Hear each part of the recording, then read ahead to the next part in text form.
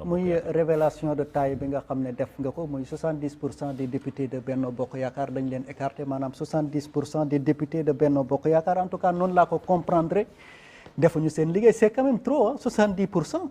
Oui, c'est une évaluation donc bu ñu leen qu'il di faut joxoon faire. baaraamu tuuma ne. Ouais, mais c'est-à-dire nous avons osé évaluer et sanctionner négativement, contrairement aux autres qui étaient des absentéistes qui ne venaient pas à l'Assemblée nationale et qui voulaient retourner bëgg dellu biir Assemblée nationale. Nous avons prôné pour un changement dans la continuité, avec des jeunes qui sont aguerris par rapport à la gestion administrative, qui maîtrisent les rouages et les techniques d'administration, qui maîtrisent les dossiers, am taxawaay seen i gox, am cër bi ñu leen jox seen biir gox, am respect pour sénégalais yi ñu jox leen suñu kàddu ñu yóbbu leen. loolu nag day wone ni ñun saytu nañ en tant que coalition au pouvoir gestion bi nga xam ni amoon na ci 13e législature. bañ ko saytoo. xam nañ ni am na ci ñun ñoo xamante ni seen taxawaay ba waruloon. am na ci ñoo xamante ni seen taxawaay ba taxaw nañ mais taxawaay ba des na.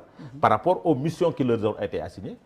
ñu dindi leen tranquillement remplacer leen par d'autres dans la continuité contrairement ak ñeneen ñi nga xam ni dañ nekkoon biir assemblée xuloo ak xiiroo ak ŋaayoo lañ fa nekkonte woon dóorante kurpañ lañ fa nekkonte woon tey ñu reconduire leen ñoo xamante ne en commission technique doo leen fa fekk parce que moi j'ai eu la chance de participer en commission technique avec un ministère mais doo fa gis certains députés de l'opposition yi ngay dégg ñuy rëy laam ñëpp doo leen fa fekk.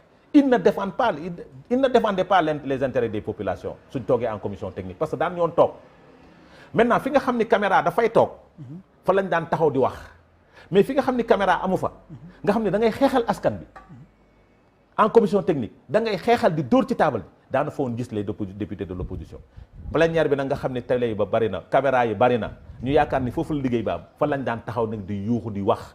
Or, le travail de l'Assemblée nationale ne se passe pas en plénière. En plénière, les députés défendent les intérêts de leur coalition et de leur parti. En plénière, soo demee commission technique doo xamee ku bokk opposition doo xamee ku bokk pouvoir.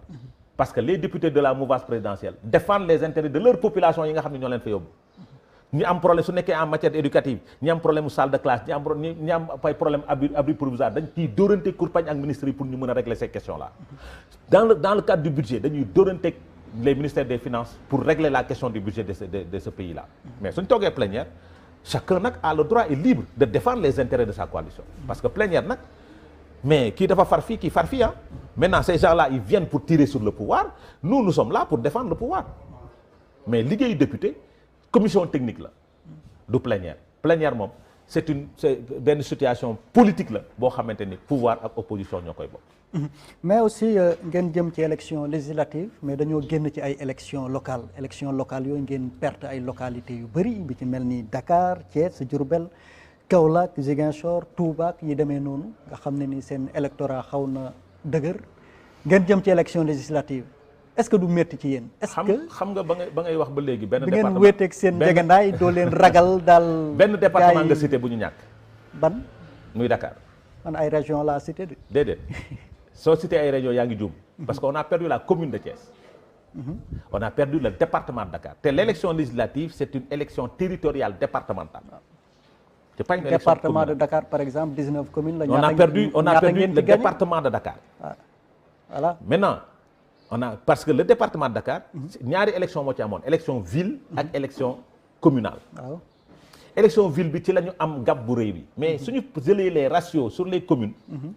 différence bi mutul 20 000 voix. éternel mathématique quoi.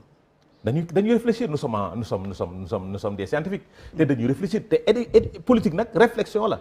xool analyser xool naka ngay def ba réduire ces gaps là. Au niveau du département de Ziguinchor, dans le département de Ziguinchor, nous avons perdu 2 communes. La commune de Ziguinchor et la commune de Adéane. On a perdu, on a gagné les 3 communes. Si on a une élection législative, on allait gagner le département de Ziguinchor. On a perdu 2 communes. On a gagné les 3 autres. Si on a une élection départementale, on allait gagner le département de Dakar, de Guédiawaye. Si on a une élection départementale, département de Dakar, la ñu ñàkk. su nekkoon élection législative département de Dakar dañ koy ñàkk aux élections locales. Maintenant nous en tant que responsables du département de Dakar on est en train de travailler et le président de la République ñu koy remercier au passage dans le cadre du nomadisme contemporain, pour éviter de dire de la transhumance. Il a eu à faire venir Bamba Fall bi nga xam ne daf ñu gagné woon ñun. dem jëli Djibril Wade au niveau de Biscuiterie, c'est-à-dire sur l'axe électoral du département de Dakar. Si nous parvenons à gagner l'axe électoral du département de Dakar, parce que département de Dakar soo gagné communes yi da nga koy gagné. soo gagné Parcelles, Grand Yoff, Yoff, Médina, Biscuiterie, tu gagnes le département de Dakar. Et nous sommes sûrs que nous allons gagner les Parcelles Assainies, nous allons gagner Yoff, nous allons gagner la Médina et nous allons gagner Biscuiterie. Maintenant gap bi nga xam ne dañ koy am au niveau de Grand Yoff, les gens sont en train de travailler. Gap bi nga xam ne dañ ko am au niveau de Grand Yoff, on va combler ça au niveau de la Médina, Biscuiterie et les autres communes pour andi gap bi permettre ñu mën a combler ce gap là pour pouvoir remporter les élections au niveau départemental. Mais am na benn réalité bu entré en jeu mooy l'intercoalition Yewwi Wallu. Par exemple bu ma jëlee kaw Grand Dakar bi nga xam ne ni yéen a ko gagné, yéen a ngi rawee Yewwi Askan bi 242 voix. Oui. ci élection locale yu ñu génn. Oui. Wallu bu ñëwee Wallu mu ngi amoon 870 voix donc doo leen seen sax coalition Yewwi Wallu. Oui, oui. loolu aussi tamit. waaw soo ko calculer sur le plan mathématique. mais comme ni ngeen koy defee rek da ngeen mathématique ñoom tamit ñu mathématique. c'est-à-dire xam nga maa ngi koy wax ay j'ai des amis au narul niveau yomb, de j'ai des amis au niveau de Pastef. C'est-à-dire man mi bokk Wallu.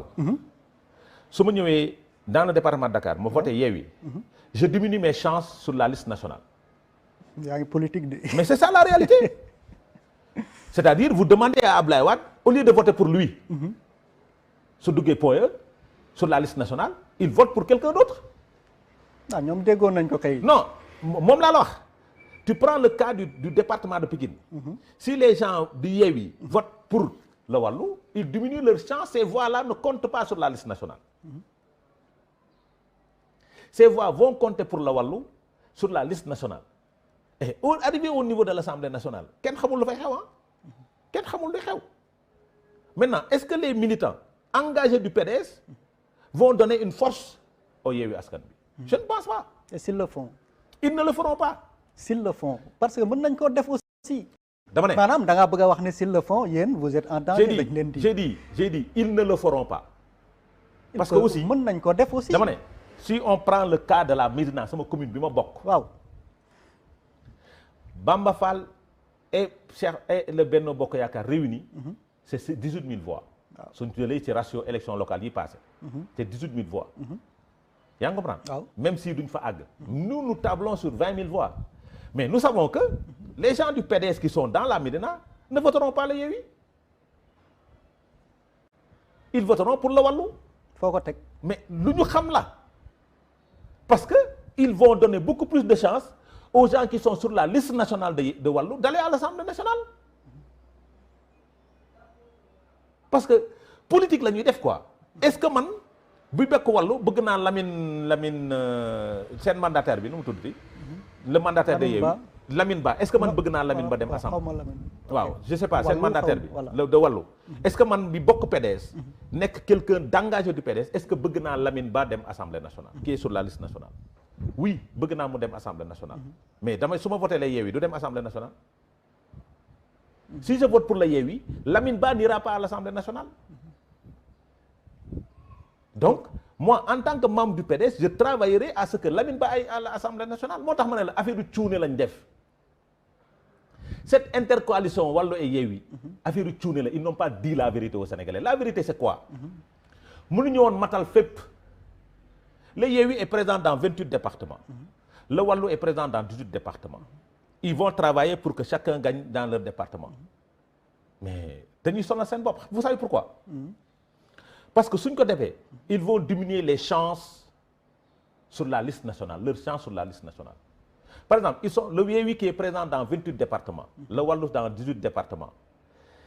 Si les gens du Yewwi votent pour les Wallu, du Wallu vote pour le Yewwi sur les 28 autres départements, le Yewwi aura plus de députés que le Wallu sur la liste nationale. Est-ce que les gens de Wallu vont l'accepter? Mais Yewwi. Est-ce qu'un militant va l'accepter? Je parle du militant.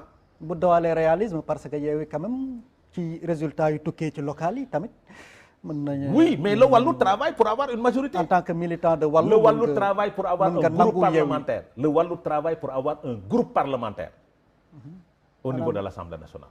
Parce que daf ko mës a am. Le Wallu dafa amoon groupe parlementaire. Elle est 13e législature, 12e législature. ba nekk chef de l'opposition parlementaire au niveau de l'hémicycle. Mais attends, cette coalition-là, ce parti politique-là, tu penses qu'il va travailler à ne pas avoir un groupe parlementaire? Non. Ni Yewwi amee intelligence pour travailler pour avoir un groupe parlementaire, noonu la Wallu di liggéey pour avoir un groupe parlementaire. Loolu tax ma ne la seen stratégie boobu yëfu cuune la. Les gens vont se perdre sax parce que soo duggee ci biir bureau de vote da nga fay fekk bulletin Yewwi fekk fa bulletin Wallu. Mais attends, moi en tant que militant de PDS, tu me demandes de prendre le bulletin de Wallu, de Yewwi. Tu me demandes de faire, c'est-à-dire de sanctionner Abdoulaye Wade. Non, sanctionner wu ko dañu. Mais attends, moi je veux que Abdoulaye soit député. Si je vote les Yewwi, Abdoulaye Wade ne sera pas à l'Assemblée nationale. Bon, pour préciser, waa PDS suñu voté Yewwi, Abdoulaye Wade du dem Assemblée nationale. Même bu dee góor gi du dem Assemblée nationale. Même su nekkee du dem Assemblée nationale du dem parce que moo jiite liste bi. On conçoit que dafa war a dem Assemblée nationale. waa PDS ñi bokk PDS yëpp suñu voté Yewwi ñi nekk seen liste duñ dem Assemblée nationale. ñi bokk Yewwi suñu voté Wallu ñi nekk seen liste duñ def Assemblée nationale. Il faut faire un choix. Est-ce que bëgg naa sama liste dem Assemblée nationale wala est-ce que bëgg naa fu ma bokk bañ a dem Assemblée nationale? C'est une question de choix. C'est une question de choix. Est-ce qu'ils sont prêts à ça? Voici la difficulté. te man mi politique bokk ci kuréel bokk ci parti je travaille à ce que sama kuréel ak sama parti gagne. su ma bokkee PDS je travaille à ce que le PDS et la coalition bi ma bokk am ndam mais du ma liggéey pour beneen coalition xalaatuma ko. Parce que si nous demee biir Assemblée nationale, malgré cette intercoalition, arrivé à l'Assemblée nationale, nous nous nous séparer où? Or, moi je vais travailler à ce que le Yewwi puisse avoir un groupe parlementaire. Si nous séparer où? Moi je n'aurai pas un groupe parlementaire. Je vais être un non-aligné. Je vais avoir biir Assemblée nationale. Donc le Yewwi aura un groupe parlementaire au niveau de l'Assemblée nationale, mais le Wallu n'aura pas un groupe parlementaire. Donc dootul am kaddu biir Assemblée nationale. Tant de paroles yi mu waroon am du ko ci am. Loolu tax ma ne la cette stratégie là c'est parce que waxuñu dëgg askan bi. Les militants engagés ñiy def politique la waxuma la ku deful politique ñiy def politique laa wax. te ñoo ëpp ñu deful politique nag. ñiy def politique laa wax te gëm Abdoulaye Wade gëm projet de société du PDS du ñu votel Yewwi